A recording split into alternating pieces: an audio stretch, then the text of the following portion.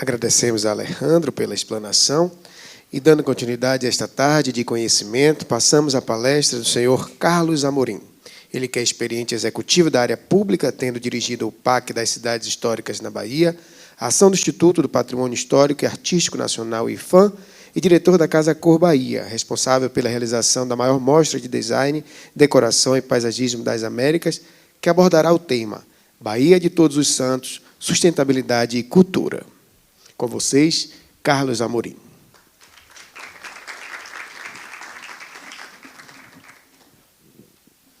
Boa tarde a todos. Rafael Valente, obrigado pelo convite. Eu cumprimento a plateia, saudando o meu amigo Cláudio Cunha, presidente da ADEME. É um prazer poder falar sobre cultura e sustentabilidade.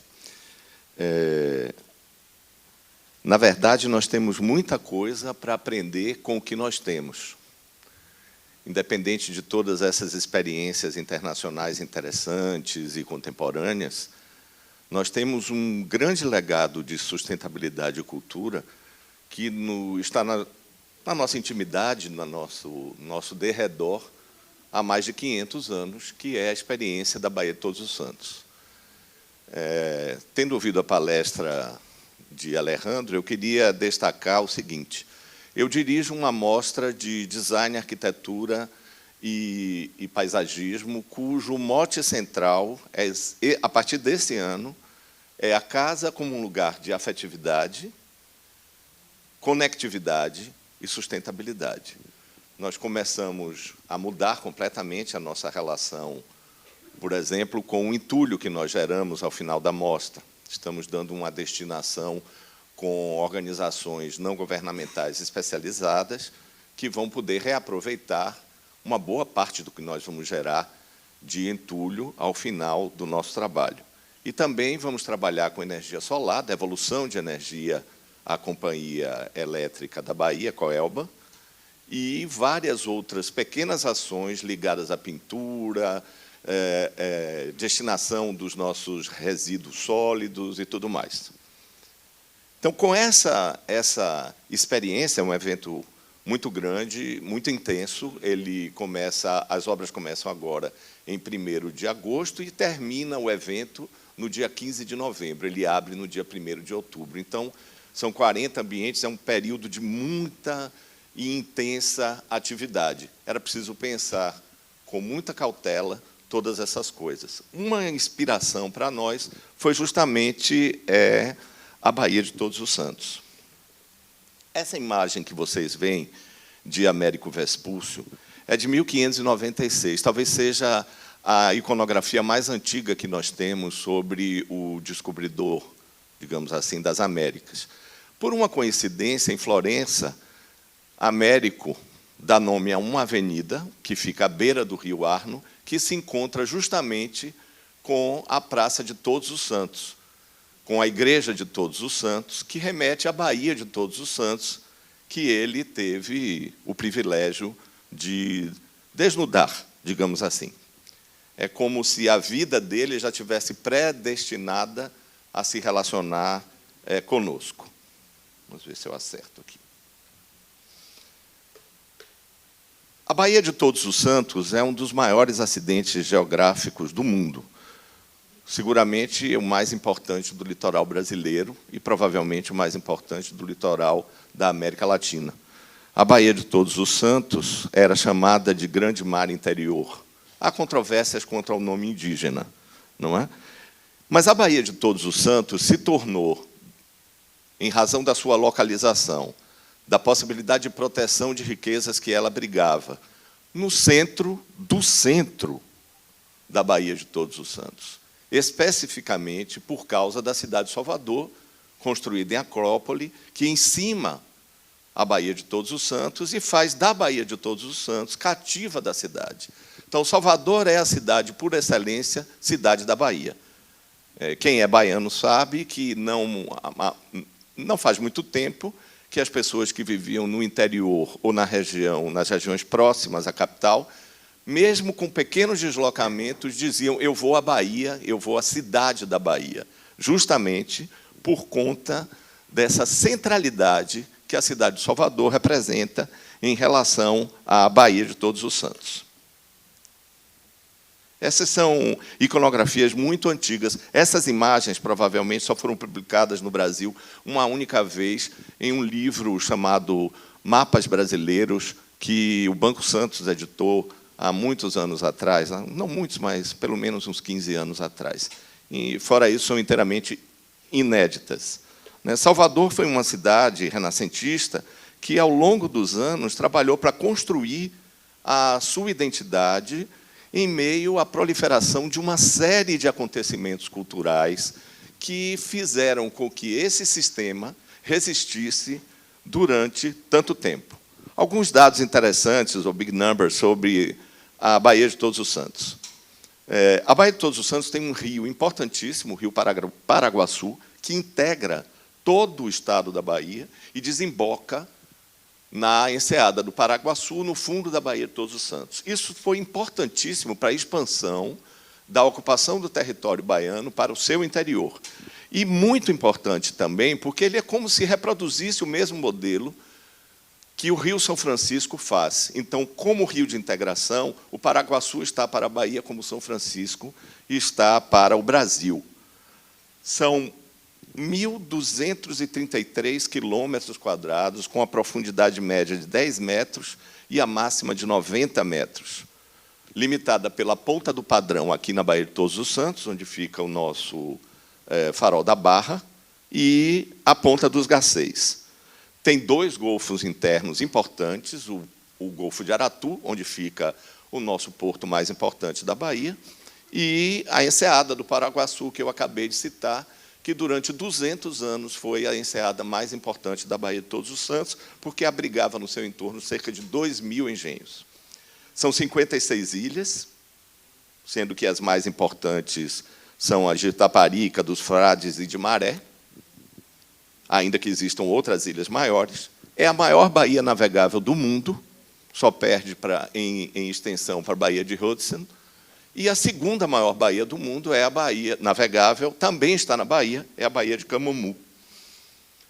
Abriga uma série de cidades com alto padrão de construtividade histórica, a capital do Estado, é importantíssima na integração dessas cidades até hoje. O maior caminho que se tem para conectar todas essas cidades continua sendo a Baía de Todos os Santos, em razão da sua navegabilidade, que encurta distâncias que as rodovias não conseguiram vencer.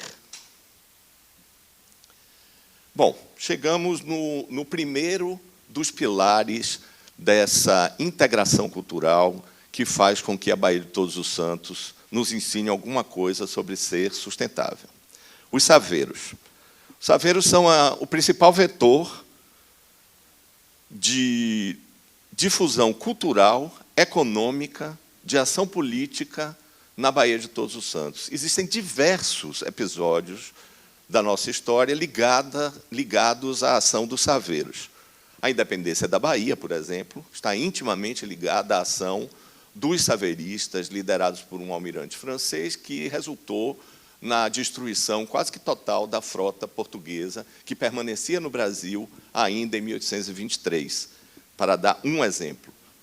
A partir do século XVI, com os modelos de embarcações vindo de Goa, na Índia, os saveiros dominaram completamente a comunicação dentro da Baía de Todos os Santos. Transportavam, como está aí, pau-brasil, açúcar, pedra, barro, alimentos, pessoas e cultura, basicamente.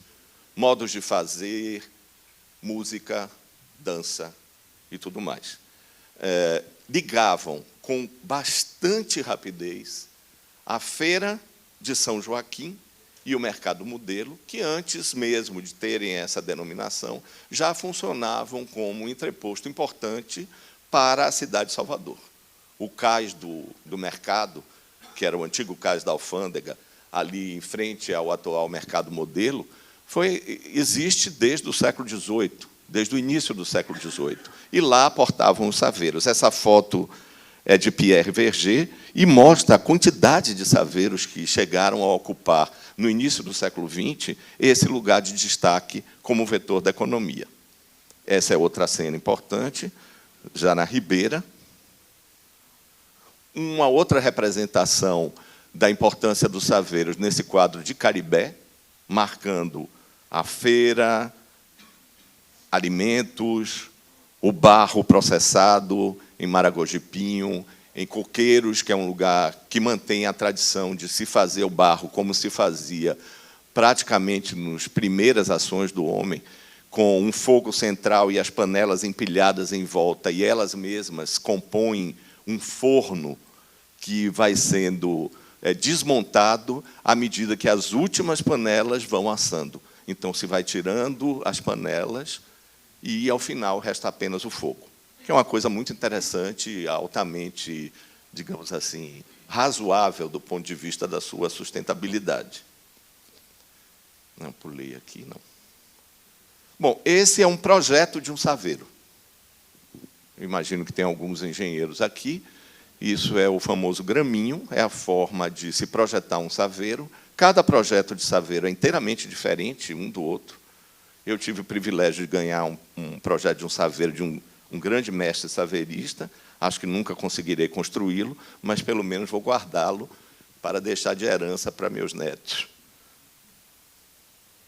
Uma visão dos saveiros a partir da ponta de Humaitá, que, além de toda essa circulação de elementos imateriais, imateriais e econômicos, eles emprestam à Baía de Todos os Santos uma beleza extraordinária e constante, e também gratuita. Maragogi-Pinho, até hoje, esse barro é transportado em saveiros e da mesma forma. A montagem da carga é impressionante, porque parece que tudo vai se quebrar, mas os saveiristas são extremamente habilidosos e conseguem montar e trazer praticamente intacta toda essa produção. Esse é um episódio muito interessante, esse saveiro. Ele tem uma característica muito especial. Ele foi a primeira embarcação brasileira histórica tombada como patrimônio nacional em 2012. E ele continua ativo. Ele é um saveiro que faz transporte econômico, ele leva pessoas. É claro que ele hoje é uma atração turística, porque é patrimônio nacional, mas ele continua em plena atividade econômica. É um típico saveiro do século XIX, com todas as suas características construtivas mantidas, e muito interessante de se conhecer e de se ver. Bom, um segundo elemento de integração é o samba de roda do Recôncavo Baiano.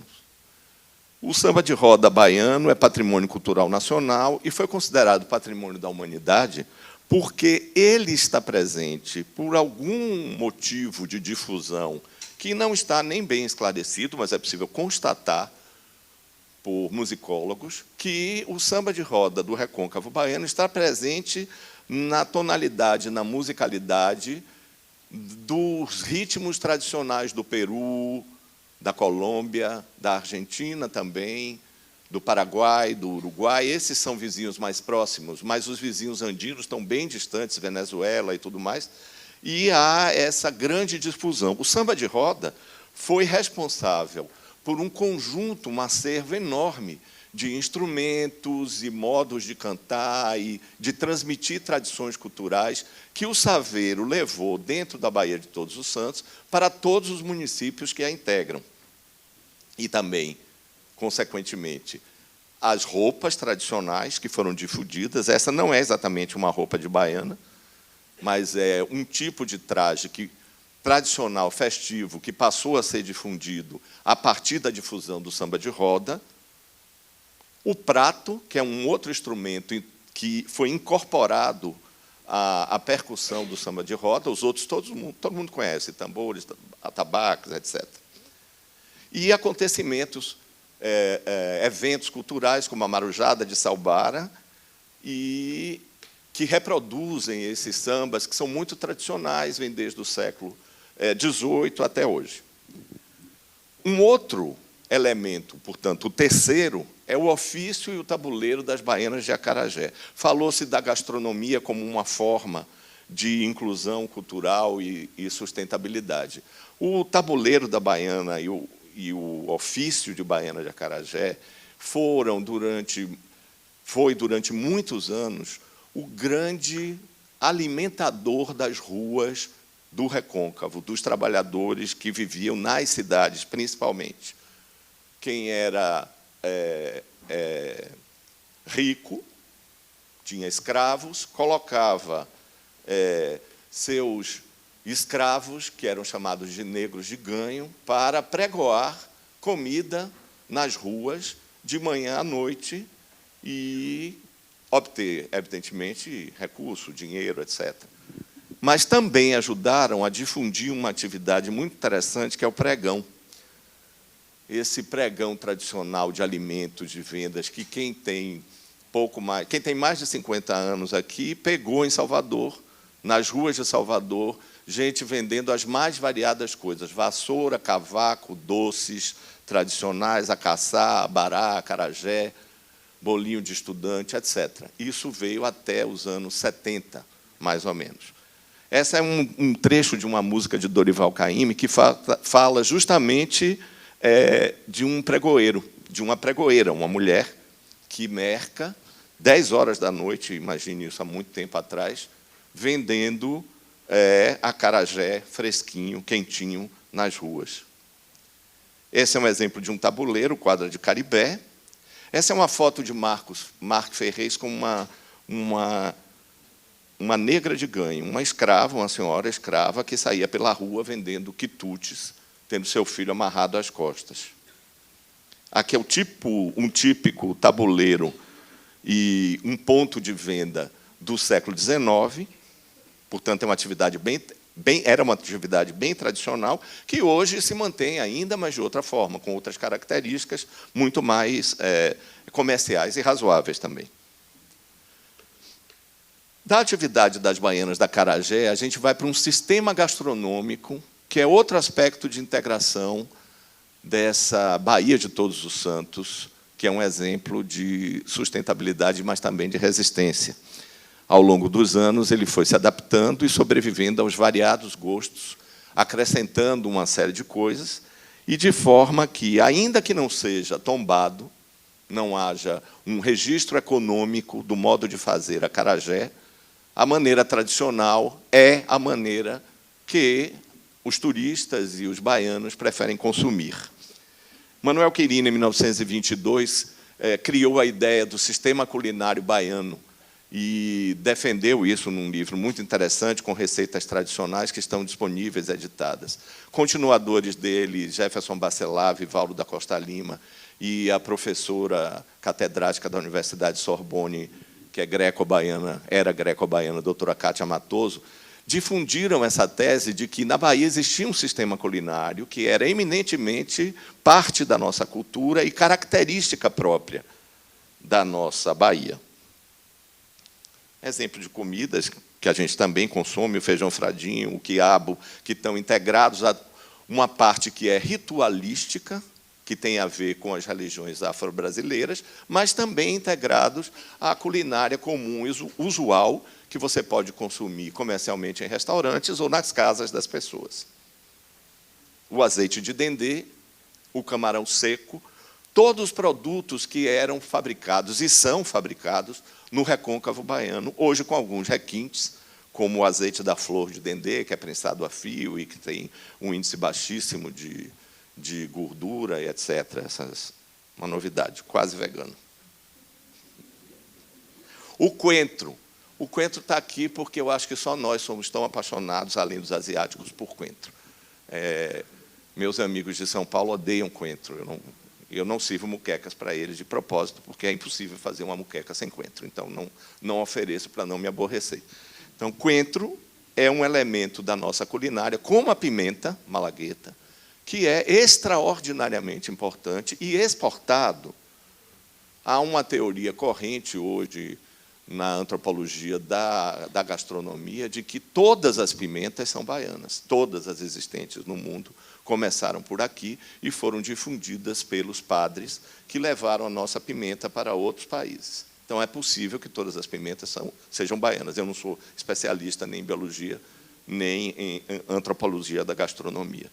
Outro elemento de grande importância para essa integração foi a capoeira. A capoeira foi reconhecida como patrimônio cultural nacional em 2008, e como Patrimônio da Humanidade em 2014. Capoeira é um misto de dança e arte marcial. Hoje é o esporte mais popular, a arte marcial mais popular das escolas nos Estados Unidos. Ela é praticada em países tão diversos quanto o Irã e o Azerbaijão, ou o Quirguistão e o Nepal. A capoeira é simples e, ao mesmo tempo, extremamente complexa, traz elementos culturais muito fortes que foram originalmente africanos e transformados aqui.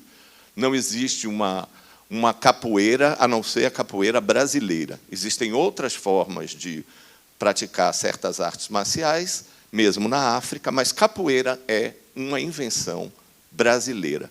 Foram os afrodescendentes brasileiros que inventaram essa dança que, ao mesmo tempo, é arte e que se difundiu de tal maneira no Recôncavo que está presente em todas as cidades, tradicionalmente, há pelo menos 200 anos.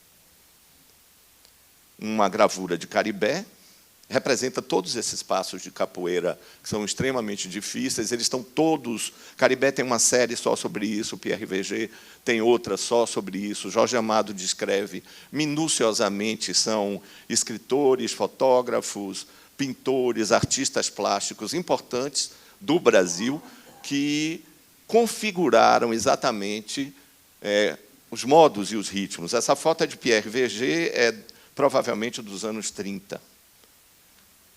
E esses são gravuras de rugendas que são praticamente idênticas a essa foto, como se o tempo não tivesse passado aí. Só que as de rugendas são mais coloridas, porque a de Verger é preta e branca, a gente não sabe as cores que as pessoas estão usando. O passo que Caribé desenhou está representado também nessa fotografia de Pierre Verger, nosso grande memorialista. Essa é uma foto clássica, em frente ao Forte de São Marcelo, nos anos 40, uma roda de capoeira. Mais um outro passo. Eu não sei jogar capoeira, então não sei dizer que passos são, mas sei que todos são passos muito específicos e exigem uma técnica muito apurada para ser demonstrado. E esse é o tão criticado berimbau, que já foi motivo de várias polêmicas, que dizem que é um instrumento muito simples de tocar, mas eu posso garantir que é praticamente impossível para quem não tem um ouvido muito bom, uma vocação para a música e uma capacidade enorme de sentir as vibrações de uma única corda. Tirar som de um instrumento com muitas cordas não é que seja mais fácil, mas eu acho que é menos complicado do que, com uma única corda e uma cabaça, você conseguir fazer vibrar tantas notas diferentes como tem no ritmo de capoeira. Os atabaques, que são tradicionalíssimos também, o pandeiro, o nosso agogô. E, antes de terminar de falar da capoeira, essa integração entre música e essa luta se integra também com a gastronomia, que tem a ver com a capoeira, se integra também com a religião afro-brasileira, que foi muito difundida no Recôncavo e que não está distante da religião católica, que legou a religião cristã de uma maneira geral, mas a católica em específico, que legou à Bahia de Todos os Santos e a Salvador em particular uma quantidade colossal de igrejas importantes, monumentos extraordinários, etc. É na Bahia que nós encontramos o maior conjunto de patrimônio afro-brasileiro protegido, que é uma expansão do conceito de patrimônio cultural e um reconhecimento da força dessa cultura. Os terreiros são as chamadas pequenas Áfricas. Eles reproduzem o país africano, o território, perdão, o continente africano, de forma que, segundo os antropólogos mais influentes, Donald Pearson, por exemplo, e Roger Bastide, a divindade está de costas para a América, porque a América é um lugar de muito sofrimento. Então, ele não tem como se incorporar aqui, a não ser que ele encontre aqui uma enorme similaridade, uma similitude muito grande entre o seu continente natal, suas alegrias que ficaram lá, e este local que é um símbolo de desterramento, de dor, de sofrimento, etc. Esse local que é nosso país e o continente americano, para quem foi escravizado. Então, os terreiros reproduzem as chamadas pequenas Áfricas. Na África, ainda que existam templos dedicados a orixás específicos, não existe essa modelagem de repetir a mata, a água, a savana, a montanha, num terreiro de candomblé, para que, ao tocarem os atabaques, que estão lá, que vêm lá estão lá na capoeira, estão no samba de roda, ao tocarem os atabaques, isso chame a atenção dos orixás, e depois a comida, a gastronomia, da qual nós falamos, convide eles a virem se alimentar com os quitutes que lembram a sua terra natal. É uma religião antropomórfica, as divindades têm forma humana, têm desejos, têm vontades, é quase uma religião olímpica. Os principais terreiros que nós temos protegidos são o Gantuá, que é famosíssimo no Brasil por causa da enorme ascendência que uma de suas mães de santo, Babalorixás, mãe menininha, tinha sobre um conjunto de artistas importantes da cultura brasileira, inclusive músicos e cantores. O Opoafonjá, que é um terreiro de candomblé voltado para uma linha de maior ruptura com a Igreja Católica e a distinção do sincretismo. O Bate-Folha é um terreiro tradicional, o Alaqueto também. O terreiro de Oxumaré, que é um terreiro plantado no meio da cidade, uma das suas principais avenidas, e que conseguiu, mesmo com inúmeros processos de mutilação das suas áreas sagradas, resistir, e, apesar de estar num setor pequeno, ele continua funcionando no centro de Salvador, na Avenida Vasco da Gama. A Roça do Ventura, que é um terreiro rural, fitoidólatra, em Cachoeira, foi o primeiro a ser protegido fora de Salvador, e o Agbulá, que é o terreiro dos eguns, dos mortos, na ilha de Taparica. Tudo isso integrado a essa ideia de que nós temos uma estrutura muito particular no recôncavo da Bahia. Né?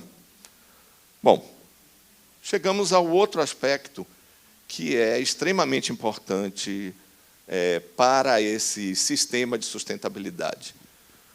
O Centro Histórico de Salvador, que é patrimônio nacional e patrimônio da humanidade, a cidade de Cachoeira, que é monumento nacional, as ilhas de Salvador, as cidades de Taparica, Maragogipe, Santo Amaro, São Félix, São Francisco do Conde, o conjunto dos fortes, Santo Antônio da Barra, Santa Maria, São Diogo, Nossa Senhora do Montserrat, São Marcelo e Nossa Senhora do Pópulo, Santa Cruz do Paraguaçu, no Paraguaçu, ou Salamina. É um conjunto, uma linha de tiro que protegia o Brasil, a Bahia, a sua capital do governo geral, a partir da primeira invasão holandesa, que foi um desastre do ponto de vista militar e uma catástrofe do ponto de vista econômico, porque mais de 800 engenhos foram destruídos na ocasião. E o conjunto franciscano da Bahia, que é espetacular, especial, talvez seja um dos mais impressionantes do mundo, abriga a Igreja e Convento da Ordem I e Ordem III de Salvador, Igreja e Convento de Santo Antônio do Paraguaçu, Igreja e Convento de Santo Antônio de São Francisco do Conde, que é idêntico na planta ao de Cairu. Salvador, a Ilha dos Frades, que tem duas igrejas do período ibérico, da União Ibérica, Guadalupe, Nossa Senhora de Guadalupe, e eu acho que é uma das poucas, nós devemos ter 5 referências à Nossa Senhora de Guadalupe, a essa representação iconográfica de Nossa Senhora de Guadalupe no Brasil, que é uma presença fortíssima na América Latina como um todo, e a de Nossa Senhora do Loreto, que apesar de italiana, foi muito reverenciada no período da União Ibérica. Cachoeira, cidade monumento nacional, com vários monumentos tombados individualmente, inclusive todas as suas igrejas. A Igreja do Santíssimo Sacramento, em Taparica, que abriga outros monumentos tombados. A Ordem I de São Francisco, com seu claustro imponente. O magnífico convento de Santo Antônio do Paraguaçu, já em ruínas, e sua igreja, que continua de pé. E, finalmente, a igreja plateresca de São Francisco, na Ordem Terceira, no Centro Histórico de Salvador. Bom, a mistura de todas essas coisas que a gente viu, capoeira, gastronomia, religiões afro-brasileiras, samba de roda, instrumentos musicais e tudo mais, saveiros, desemboca nas festas populares que nós temos aqui, ainda tão vigorosas. Algumas dessas festas têm mais de 350 anos. A mais importante delas é a festa do Bonfim. Ela está diretamente ligada à festa do 2 de julho, que é essa festa cívica, para quem não é baiano. 2 de julho acho que é a última festa cívica relevante que nós temos no Brasil. Milhares de pessoas civis desfilam pelas ruas comemorando o fato da independência da Bahia, que ocorreu no 2 de julho de 1823. A ideia de comemorar o 2 de julho nasceu exatamente a partir do exemplo da festa do Bonfim. A Igreja do Bonfim é um ex-voto.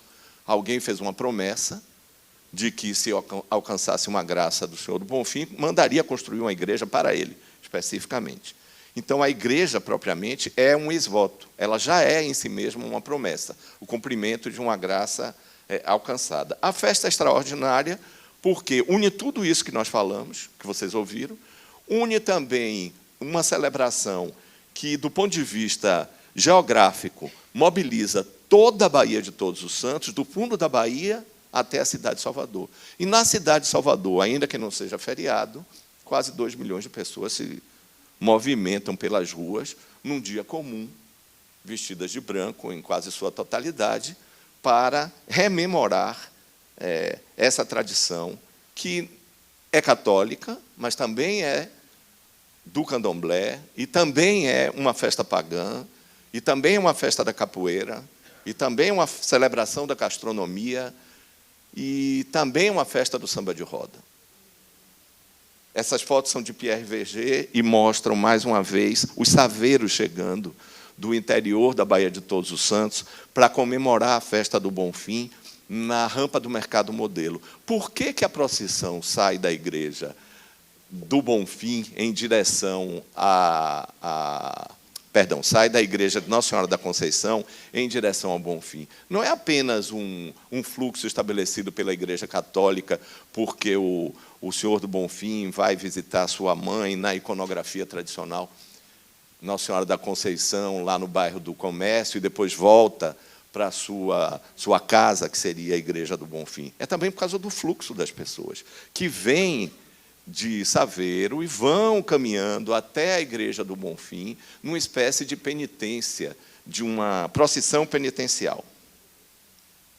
Imagens da Igreja do Bonfim, da festa do Bonfim, conhecida como lavagem do Bonfim, e esse nome se dá pelo fato de que a igreja era mandada lavar pelos escravos, era mandada lavar pelos patrões, os escravos lavavam, e, ao final dessa limpeza todas, eles faziam uma pequena celebração. Com o passar dos anos e o fim da escravidão, os descendentes dos escravos passaram a ser os verdadeiros festeiros. Ainda que a Irmandade fizesse a celebração religiosa, a festa pública que envolvia a cidade era a festa tradicional celebrada por esses descendentes, digamos assim. Eu falei que a festa do 2 de julho é intrinsecamente ligada à festa do Bonfim e, consequentemente, a todas aquelas outras coisas, aqueles pontos, pilares de sustentação da cultura em nosso Estado. Tá, imagens da festa cívica, a festa de Nossa Senhora da Boa Morte, que também é patrimônio cultural do Estado. Tudo isso ocorre na Baía de Todos os Santos. E, finalmente, a festa de Bom Jesus, dos Navegantes, que é a festa que também tem um cunho popular muito grande, porque a procissão marítima se dá num barco que é mantido por populares. A galeota do povo é chamada dessa forma, porque são pessoas do povo que mantêm até hoje, no século XXI, a galeota viva, com apoio do Estado e da Prefeitura atualmente, mas durante séculos sem apoio nenhum, para poder transportar a imagem de Bom Jesus. Eventos que são importantes dentro da Baía de Todos os Santos e reproduzem essa integração e rememoram os fatos históricos importantes, como a regata Aratu-Maragogipe, a festa de Iemanjá, que é a única festa estritamente ligada ao candomblé e que integra esse conjunto também com importância, e a regata João das Botas, porque eu falava que os saveiros foram fundamentais na vitória para expulsar a Marinha Portuguesa da Bahia, se comemora o João das Botas. Por fim, não podia faltar, evidentemente, o Carnaval, que tem suas duas maiores expressões no Carnaval de Salvador e no Carnaval interessante, digamos assim, da cidade de Maragogipe, que reproduz um pouco o Carnaval veneziano. E ninguém sabe quando essa tradição começou, mas isso já vai para mais de 100 anos. E aí vocês podem ver uma comparação entre o Carnaval de Salvador, no Farol da Barra, e no centro da cidade, quando ele ainda tinha vigor no centro da cidade, seria ótimo que voltasse a ser vigoroso, não apenas no Pelourinho, mas naquele percurso da Avenida 7, Carlos Gomes, etc.